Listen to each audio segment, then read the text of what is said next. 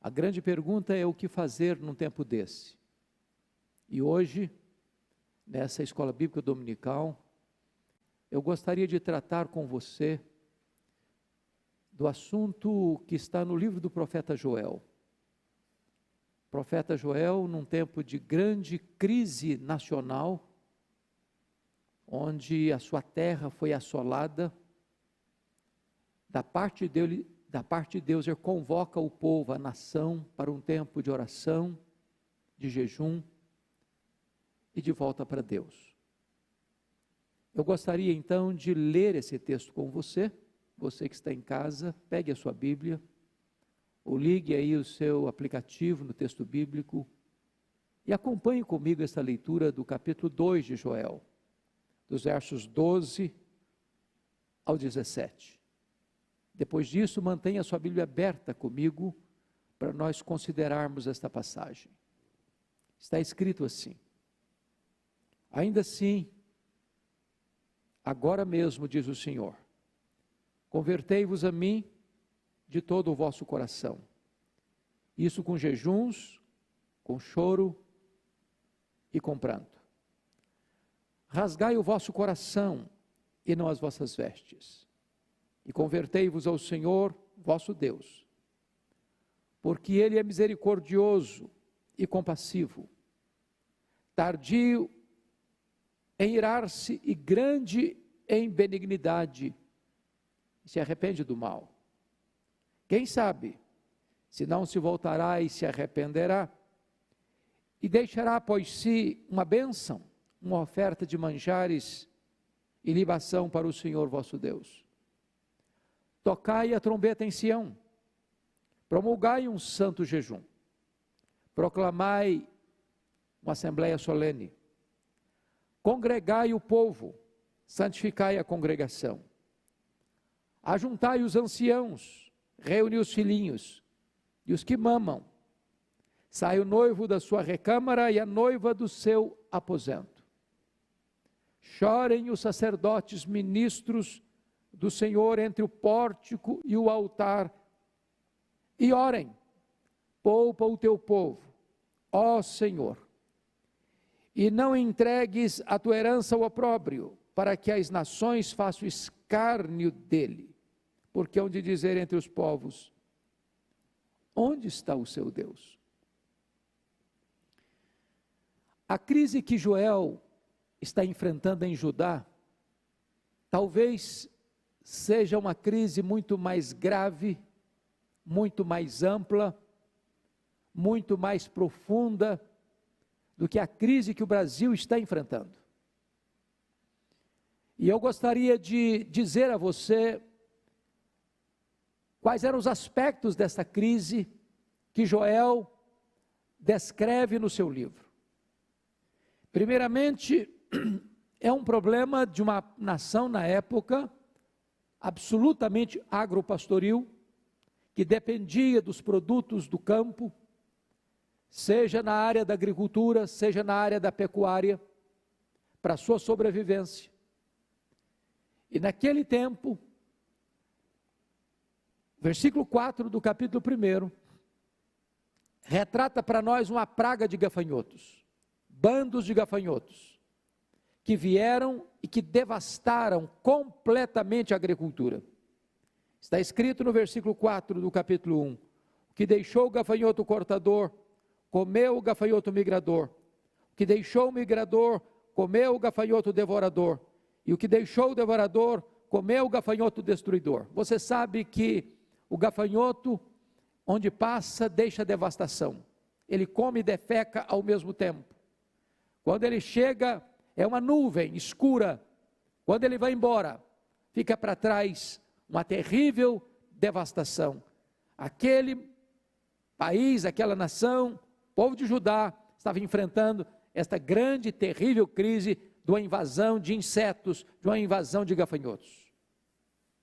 Mas em segundo lugar, você nota comigo no versículo 10 do capítulo 1, que o resultado disso está escrito assim: o campo está assolado, e a terra de luto, porque o cereal está destruído, a vide se secou, e as olivas se murcharam.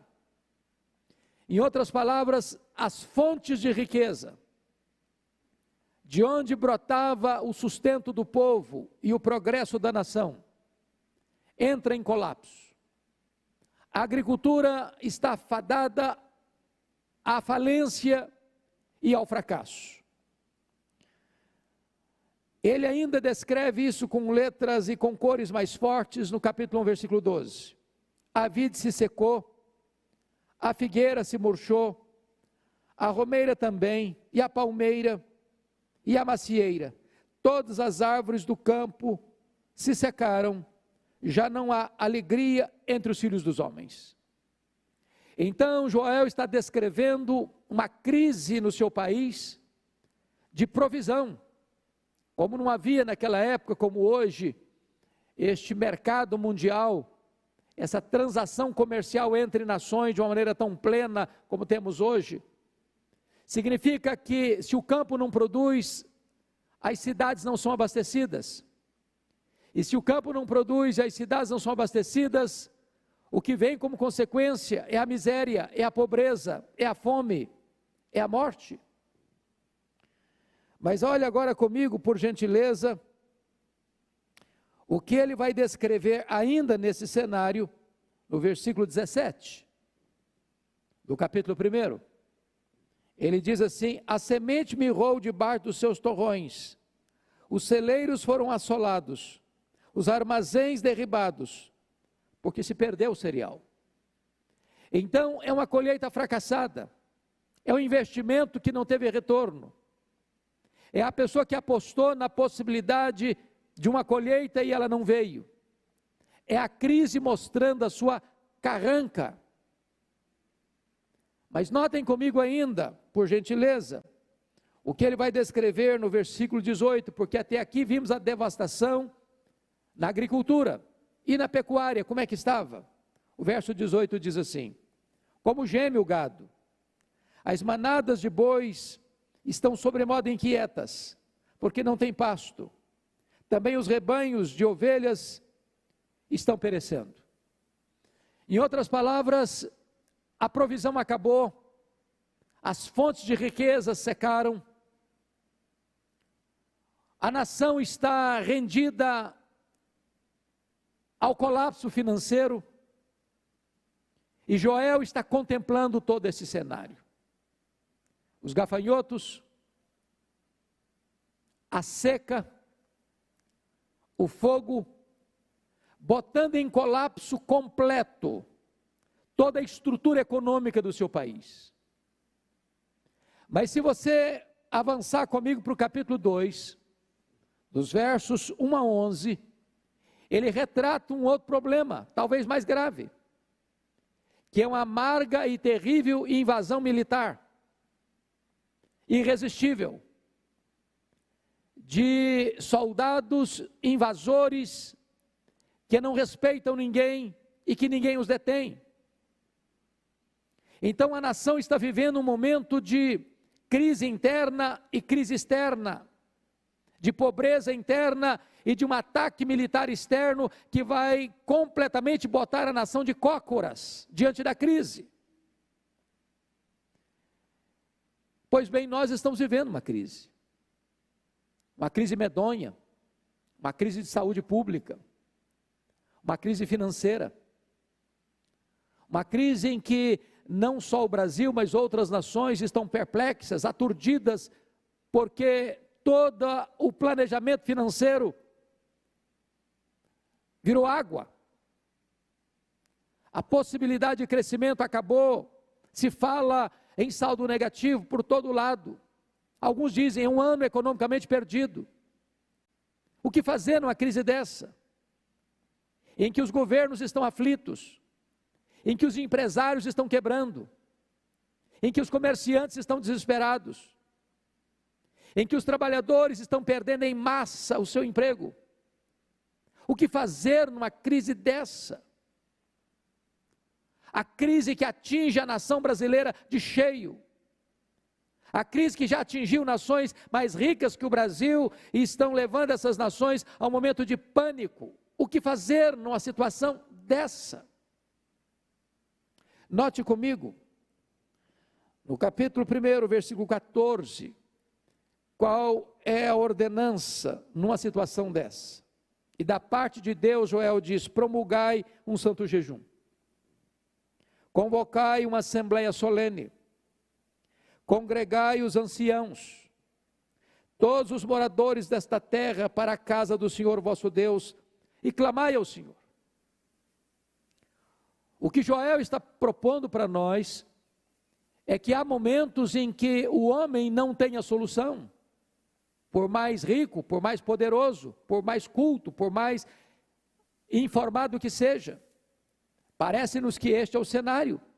As nações mais ricas, as nações mais tecnológicas, as nações onde o saber humano está alcançando as alturas excelsas. Apesar de tudo isso, a crise está aí e os homens não têm a solução imediata e eficaz nas suas próprias mãos. O que fazer?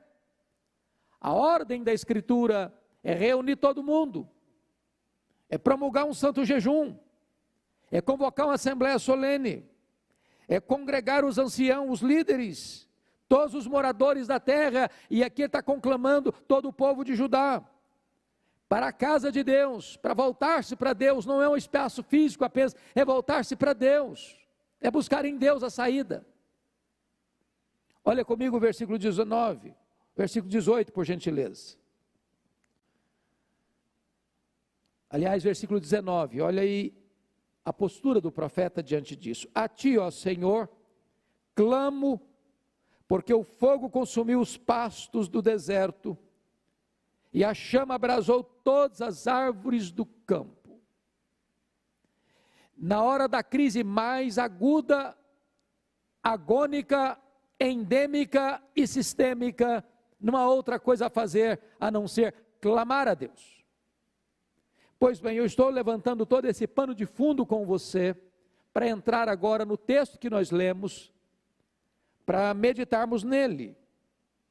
Então, peço a você que observe comigo, que numa situação como essa de crise nacional, é preciso que o povo de Deus busque a Deus, mas buscar como? Se volte para Deus, mas voltar-se como? E esse texto vai nos dar algumas orientações. Primeiro, uma volta para Deus, para um relacionamento pessoal com Ele. Olha o verso 12 comigo. Ainda assim, agora capítulo 2, versículo 12. Ainda assim, agora mesmo, diz o Senhor, convertei-vos a mim. O Brasil é um país extremamente religioso. Faz parte da nossa cultura, desde as nossas origens. Porém, o que falta ao Brasil não é religiosidade. O que falta ao Brasil não são templos religiosos. O que falta ao Brasil não são expressões religiosas. O que falta ao Brasil é uma volta para uma relação pessoal com o Deus vivo e todo-poderoso. É uma relação não institucional com a religião, é uma volta particular, pessoal, intransferível com Deus. Não é uma questão de bandeira religiosa, é uma questão de uma relação com o próprio Deus, uma relação pessoal com Ele, de per si, cada um tendo um relacionamento pessoal com Ele. Por isso o texto está dizendo, voltai-vos para mim, convertei-vos a mim. Não é uma questão de ser religioso apenas, é uma questão de conhecer a Deus e ter um relacionamento pessoal com Deus. Essa volta, em segundo lugar, não é apenas uma volta pessoal, mas também uma volta com profundidade. Note comigo o verso 2, quando diz, convertei-vos a mim de todo o vosso coração. De todo o vosso coração. Não é uma questão de ritual. Hoje, a Igreja Presbiteriana do Brasil, solenemente convocada pelo presidente do Supremo Concílio da nossa igreja, reverendo Roberto Brasileiro, está jejuando, outras denominações também fazendo o mesmo. Mas é possível que as pessoas, uns zombem, outros escarneçam, outros desvirtuem, outros critiquem, ou outros façam apenas de uma forma epidérmica, superficial ou ritual, ou apenas um mero religiosismo. Mas o texto está nos mostrando que essa volta para Deus precisa ser profunda, de todo o coração. Deus não se impressiona com os nossos gestos, Deus não se impressiona com os nossos rituais. Deus quer que você e eu nos voltemos para Ele de forma profunda, e o que o texto diz é de todo o coração. Deus não aceita coração dividido. Deus não aceita você estar voltando para Ele, voltando ao mesmo tempo para os ídolos, ou para outros interesses, ou para outras propostas. É voltar-se para Ele, e para Ele de todo o coração. Em terceiro lugar, essa volta precisa ser uma volta com diligência, porque note você o versículo 12 ainda, e isso com jejuns. Há muitas pessoas que não entendem bem o que significa jejum. É uma disciplina espiritual tão importante, que tem sido esquecida nos nossos dias. Quando você jejua, você não está fazendo sacrifício, você não está fazendo penitência, você não está fazendo regime para emagrecer, você não está se autoflagelando. O jejum é quando você se abstém daquilo que é bom para aquilo que é melhor. Porque a Bíblia diz que você come para a glória de Deus, você bebe para a glória de Deus, e você jejua para a glória de Deus. O apóstolo Paulo ensinou: quer pois comais, quer pois bebais, fazei tudo para a glória de Deus. Mas se você come para a glória de Deus, se você bebe para a glória de Deus, se você jejua para a glória de Deus, qual é a diferença entre você comer e jejuar? É que quando você come, você se alimenta do pão da terra. Quando você jejua, você se alimenta do pão do céu. Quando você come, você se alimenta do símbolo do pão do céu, que é o pão da terra. Mas quando você jejua, você se alimenta do próprio pão do céu. É nesse momento que é tão importante perceber que tantas vezes nós estamos tão acostumados com o sabor do pão da terra, que já perdemos o apetite pelo pão do céu. É por isso que jejum é fome de Deus. É por isso que quando você está jejuando por uma causa, é porque você tem pressa, você tem urgência, e esse é o texto, você deve se voltar para Deus de todo o coração e com jejuns. E eu espero que você que está nos assistindo neste momento, possa humilhar o seu coração na presença de Deus, que você possa se humilhar na presença de Deus, e rogar pela sua vida, e rogar pela sua família, e rogar pela sua igreja, e rogar pela sua denominação, e rogar pela nossa pátria, e rogar pelas nações do mundo. Mas ainda, em quarto lugar, essa volta é também uma volta com quebrantamento, porque o texto diz ainda no verso 12: convertei-vos a mim com choro e com pranto.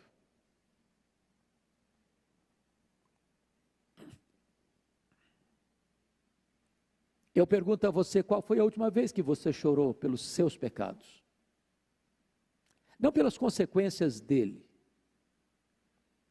mas porque você percebeu que o seu pecado entristeceu o Espírito Santo, afastou você da comunhão com Deus e privou você da alegria da salvação. Se haveremos de nos voltar para Deus, Deus espera de nós quebrantamento, choro, pranto. Temos chorado tantas vezes por outros motivos. Mas Deus espera que o seu povo se volte para Ele, de tal forma que esse quebrantamento seja demonstrado através de choro e pranto. Mas perceba comigo que esta volta para Deus tem que ser uma volta urgente, porque o verso 12 começa assim: ainda assim agora mesmo.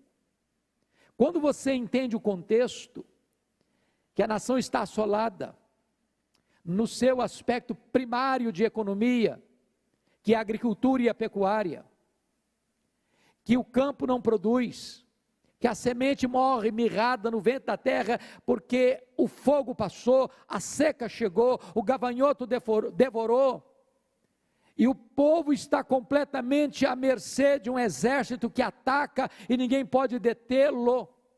É diante de uma emergência dessa, de uma crise dessa, é que o profeta diz: ainda assim, agora mesmo, apesar da crise mostrar a sua carranca, apesar de você olhar para o lado e não ver saída em parte alguma, parece que todas as portas estão fechadas, parece que a crise vai prevalecer, ainda assim, agora mesmo, volte-se para Deus.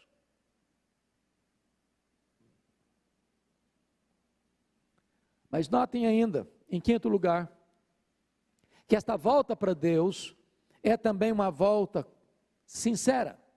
O verso 13 diz assim: rasgai o vosso coração e não as vossas vestes, e convertei-vos ao Senhor vosso Deus. O que Deus está dizendo aqui, através da sua palavra, é que Ele não aceita uma espiritualidade teatral, cênica. O que Ele está dizendo é que eu não posso fazer da vida um palco, um picadeiro, onde eu retrato para as pessoas uma espiritualidade bonita, e rasgo as vestes, e choro, e jejuo, mas nada disso está acontecendo de verdade ali dentro do coração. Deus não se impressiona com aquilo que impressiona os homens. Deus quer a verdade no íntimo. Deus quer corações rasgados. Deus quer uma volta para Ele urgente, pessoal, profunda, diligente, com choro, e mais do que isso, sincera. Diante desse fato, o profeta dá um encorajamento para as pessoas buscarem a Deus. Vejam vocês comigo, por gentileza, no versículo 13, quando diz: porque Ele é misericordioso e compassivo e tardio em irar-se e grande em benignidade, se arrepende do mal. Gostaria de trazer à sua memória esclarecido o que aconteceu em Nínive, uma cidade cuja maldade estava já com seu cálice transbordando. E Deus enviou Jonas àquela cidade, para clamar contra ela. E diz a Escritura que mesmo Jonas tendo pregado sem disposição de pregar, e mesmo tendo pregado, aguardando a sentença e o juízo e a condenação daquela grande cidade, diz a Bíblia que do rei aos animais, todos jejuaram, cobrindo-se de pano de saco e cinza. Até mesmo um rei ímpio, até mesmo um povo pagão, um povo idólatra, diante da mensagem de Deus, da palavra de Deus, do poder da palavra de Deus, da operação de Deus, todos jejuaram. E diz a Bíblia que Deus suspendeu o juízo e trouxe salvação para aquela cidade. Sabe por quê? Porque Deus é misericordioso. Aliás, o profeta Jonas pontuou isso: Senhor, eu não queria ir, porque eu sabia que o Senhor ia salvar esse povo, o Senhor ia ter misericórdia desse povo. É muito importante você entender também que o Brasil tem ofendido a Deus, como nação, tem trocado Deus por ídolos vãos, tem se prostrado diante de imagens de escultura que tem boca, mas não fala, tem nariz, mas não cheira, tem olhos, mas não veem, tem mãos, mas não apalpam, tem pés, mas não andam, tem boca, mas não sai som da sua garganta. O nome de Deus tem sido escarnecido e zombado nesta nação, por todos os lados, por todos os cantos, em todos os setores da sociedade. Mas se nós nos arrependermos, se nós nos voltarmos para Deus, se nós nos humilharmos na presença de Deus, Ele é misericordioso e rico em perdoar, e tem prazer na benignidade. É um encorajamento que você e eu temos para buscarmos a Deus de todo o nosso coração. Mas esse texto ainda nos mostra quem é que deve buscar ao Senhor. Eu conclamo você para observar comigo o que está nos versos 15 e 16. Tocai a trombeta em Sião, promulgai um santo jejum, proclamai uma assembleia solene. Essa é a convocação geral. Mas agora no verso 16 ele começa a particularizar essa convocação para um jejum nacional. Primeiro, diz: congregai o povo, santificar a congregação, ajuntai os anciãos. É curioso que o primeiro grupo nominado particular são os anciãos, são os líderes,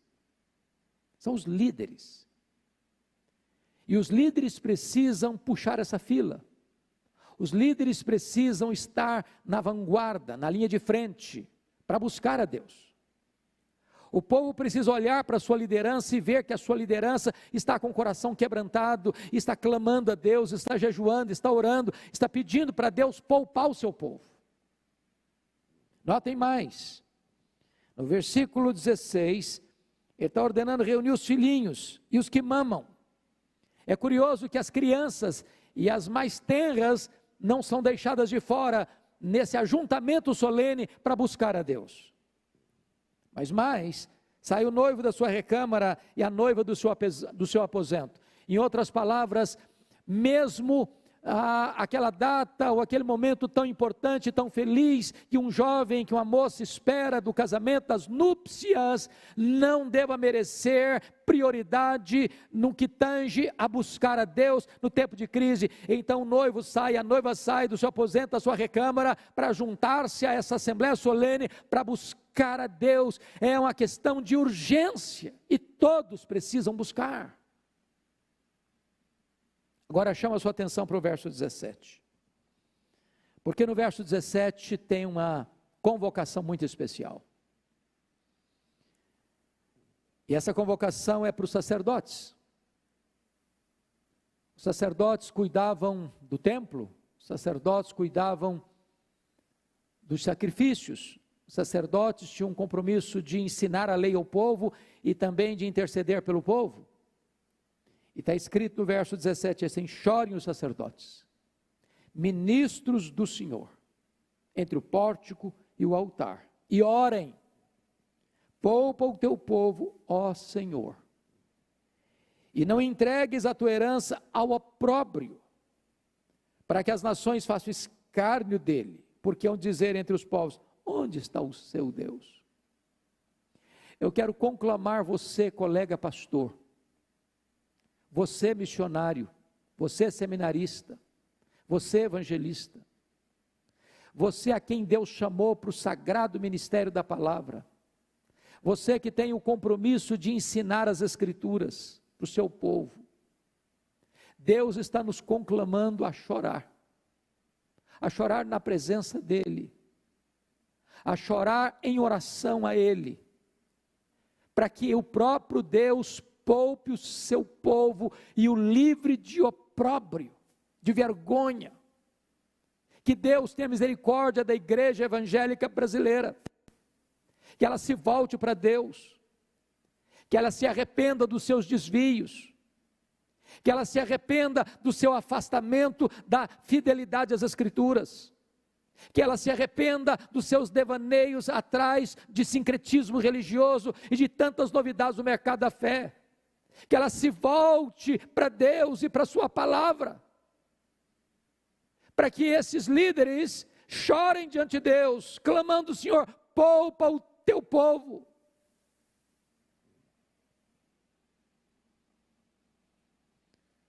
A pergunta é: o que aconteceu depois dessa convocação solene, desse ajuntamento solene, desse santo jejum?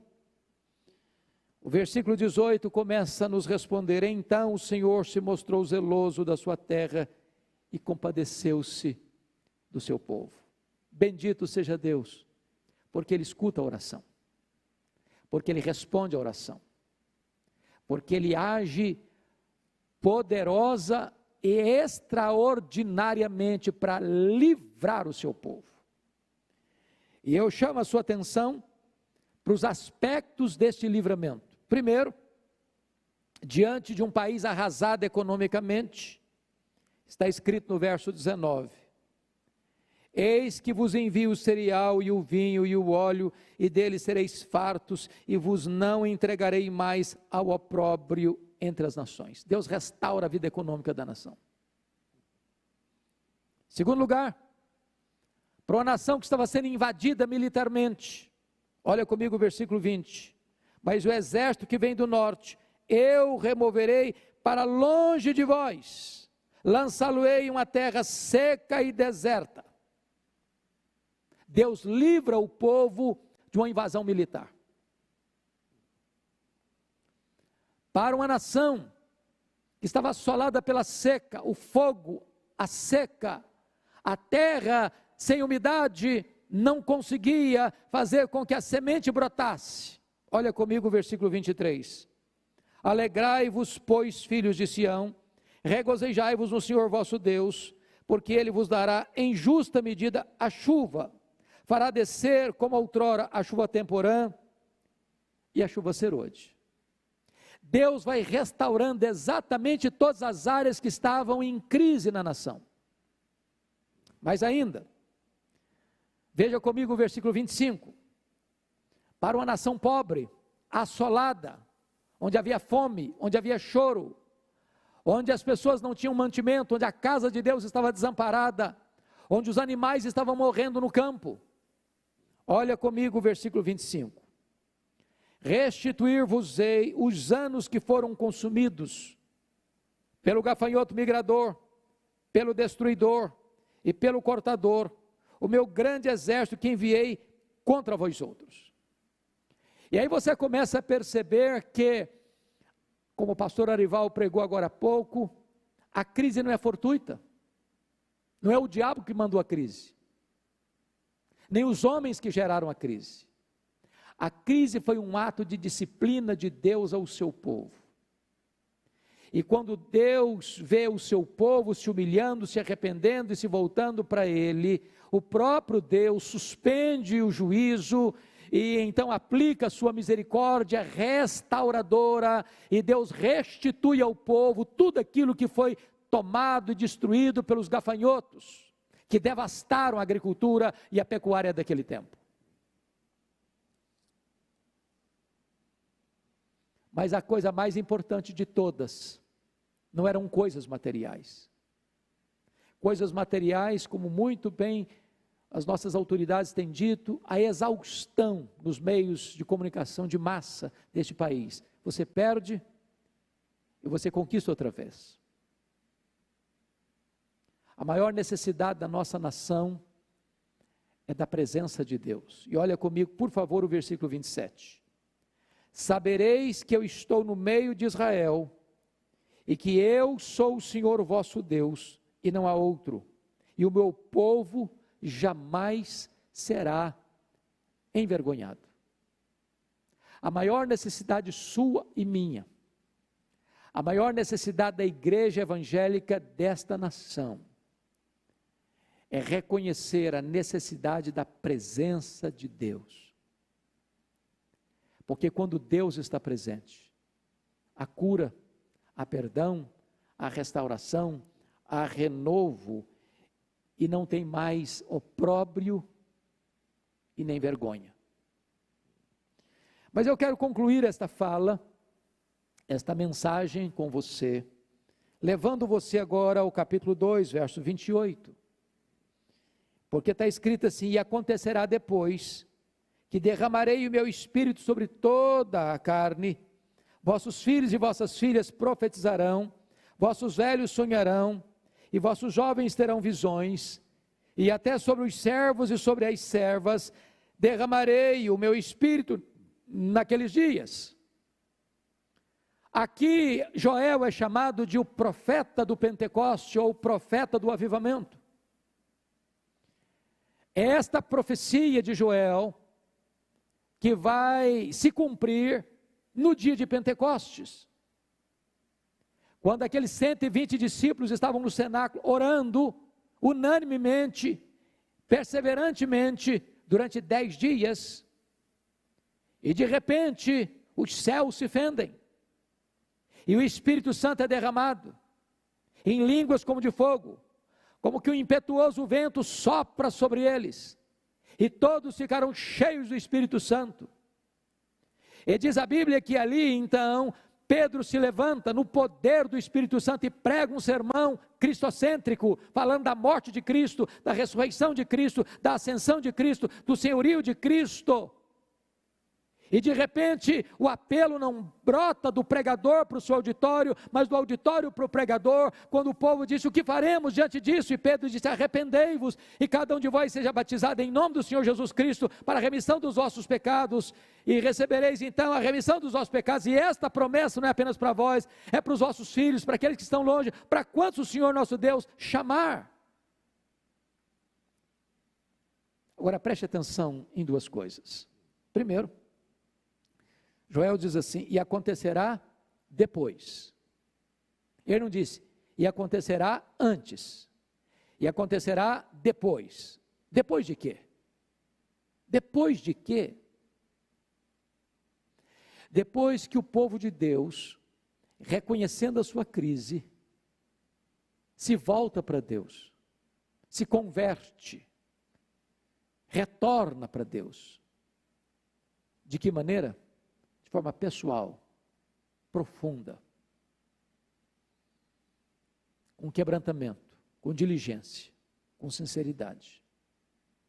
Depois que os líderes, depois que as crianças, que os jovens, que os sacerdotes, todos se unem para buscar a Deus, se arrependerem. Depois que Deus restaura a nossa sorte, então Ele promete trazer um poderoso avivamento espiritual. Esta profecia cumpriu-se no Pentecoste e ela pode ainda acontecer hoje, porque esta promessa é para vós, é para os vossos filhos, para aqueles que ainda estão longe, para quantos o Senhor nosso Deus chamar. Temos base aqui, à luz de Atos dos Apóstolos, que remete a esta passagem, para aguardarmos um grande avivamento depois dessa crise, se nós nos voltarmos para o nosso Deus. Porque a crise pode endurecer as pessoas também. Aqueles que são ímpios, eles virarão as costas para Deus. Diz Apocalipse que vem o sofrimento, vem a angústia, vem a dor, vem todo tipo de prova, e as pessoas se endurecem ainda mais. O mesmo sol que endurece o barro, entretanto, amolece a cera. E eu espero que você seja a cera diante do sol da justiça, e você se derreta na presença de Deus, para que nós aguardemos de Deus um tempo de refrigério, um derramamento do Espírito, um poderoso reavivamento espiritual, para restaurar a igreja de Deus na nossa nação.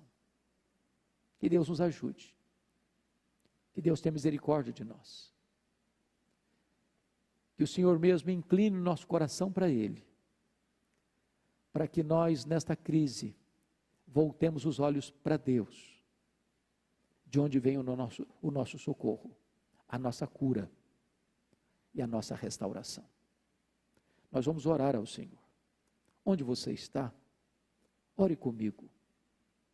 Clame ao Senhor, por misericórdia, por socorro e por sua soberana intervenção. Deus, nós te adoramos porque a tua palavra é a verdade. E ela está retratando para nós um episódio ocorrido há mais de 2 milênios, mas que lança luz sobre esta crise avassaladora que atinge a nação brasileira e outras nações do planeta Terra. Tem misericórdia de nós, Deus. Tem compaixão de nós. Poupa o teu povo. Estenda a tua mão, primeiramente produzindo, Deus, arrependimento, profundo, sincero, que a tua igreja se volte para ti, de todo o seu coração, que nós nos humilhemos debaixo da tua poderosa mão, que pecados sejam abandonados, que vida mundana seja abandonada, que a infidelidade seja abandonada, e que o nosso coração seja totalmente teu. Restaura a nossa sorte, Senhor. Perdoa o nosso pecado. renova o nosso coração na tua presença, santifica o teu povo, reaviva a tua igreja, levanta a tua igreja, Senhor, e sara, rogamos-te, a nossa nação. Assim te oramos, neste nome que é sobre todo nome, o nome de Jesus Cristo nosso Senhor. Amém. Deus abençoe sua vida, Deus abençoe sua família.